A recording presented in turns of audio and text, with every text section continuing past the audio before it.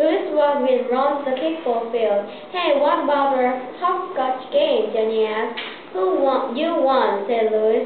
I was with Louis in hopscotch, Jenny announced. Leslie, Rondi, and Allison flocked around her. Hey, Louis, Damien shouted. Do you want to play kickball? All right, said Louis. Ron and I will both play. No, said Terence. Ron isn't playing. Anyone who wants to play can play, said Louis. No, he can't, said Terence. It's my ball. It isn't your ball, said Louis. You gave it to me, said Terence. I gave it to you to share, said Louis. If you can share it, you can have it. Oh, you are right. Oh, all right, said Terence, but I get to pitch. Ron and I will stand everybody, Louis announced. All right, said Jason. We'll kill them. We'll murder them, said Didi. We'll smash them, said Myron.